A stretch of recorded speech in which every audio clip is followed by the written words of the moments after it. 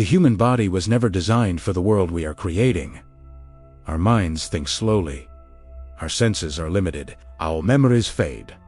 Machines do not share these weaknesses. So instead of competing with them, we began to merge, not in science fiction laboratories, not in distant futures, but quietly, incrementally, one upgrade at a time. This is the story of what happens when the boundary between human and machine disappears. Welcome to NeuroVerse Dimension.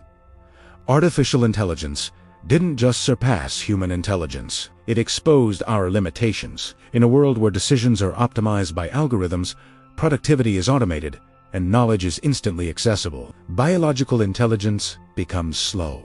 Humans faced a choice: remain natural or evolve. Enhancement began as assistance. We started with smart devices, then wearables, then early neural interfaces, then it became integration. The line between tool and self started to blur. In a world defined by speed and data, the pull to upgrade was too strong to resist. Evolution was no longer just a biological process, it became a technological one. Human-machine integration didn't arrive dramatically, it arrives medically. Neural implants restored movement to the paralyzed. Artificial retinas restored sight to the blind. Brain interfaces allowed patients, locked in their own bodies, to communicate with the world. These technologies were celebrated. They healed. They gave people their lives back. But once the interface existed, once the door between brain and machine was opened, enhancement was inevitable. Why stop at restoring ability when you could expand it? Memory augmentation, cognitive acceleration, direct brain-to-network connections. Suddenly, the human mind became upgradable. The same tech that healed the sick could now supercharge the healthy. By the 2030s, brain-computer interfaces, thoughts could control machines, access vast libraries of information, and even communicate silently with others. Language, the very thing that defined our species for millennia, was suddenly becoming too slow.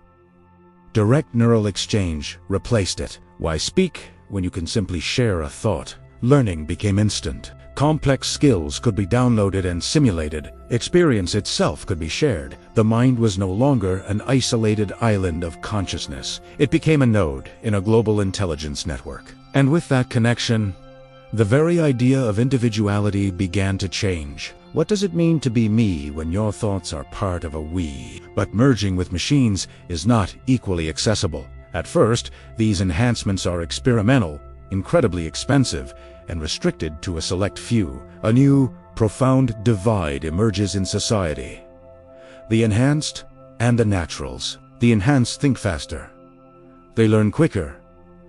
They adapt better. In competitive environments, from the boardroom to the battlefield, natural cognition becomes a severe disadvantage. This creates immense pressure. You either upgrade or you fall behind. Human evolution becomes a choice, but it's a choice that not everyone gets to make freely. A new class system is born, one defined not by wealth or birth, but by bandwidth. When machines enter the mind, identity becomes fragile. If a thought is assisted by an AI, is it still your thought? If your memories are augmented and perfectly stored on a server, is your experience authentic? If your emotions can be regulated by software to optimize performance, is that feeling still human? The concept of the self begins to fragment. Are you, your biology, your data, your networked intelligence? The simple question, who am I, becomes more complex than ever before. We look in the mirror and see a familiar face, but the mind behind the eyes is a hybrid of flesh and code. Intelligence is not consciousness. Machines can calculate, optimize, and predict with terrifying accuracy. But they don't experience, they don't feel joy or sorrow, at least, not yet. As humans integrate more deeply with these intelligent systems, a profound new question emerges.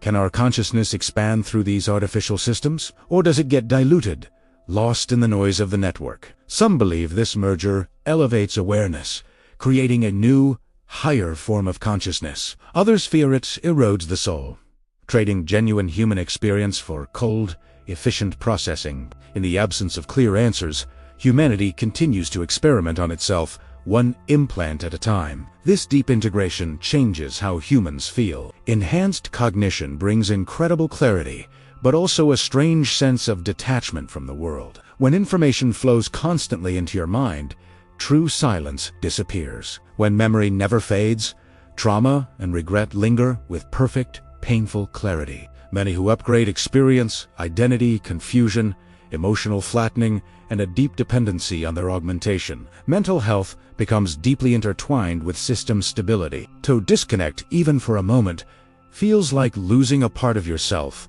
like a limb being amputated. The price of becoming more than human might be losing what makes us human in the first place. At a certain point, the word human loses its precision. When biology, software, and artificial intelligence become inseparable, what are we becoming? We are not machines, but we are no longer just human either. We are something in between, a transitional species. The post-human era doesn't begin with our extinction. It begins with our transformation. This isn't the end of humanity. It's the beginning of a new, undefined chapter in our story. Merging with machines is not about technology. It's about fear. The fear of being irrelevant. The fear of our own limitations. The fear of being left behind by the very creations we brought into the world. But evolution has always been uncomfortable. It has always been a messy, difficult process.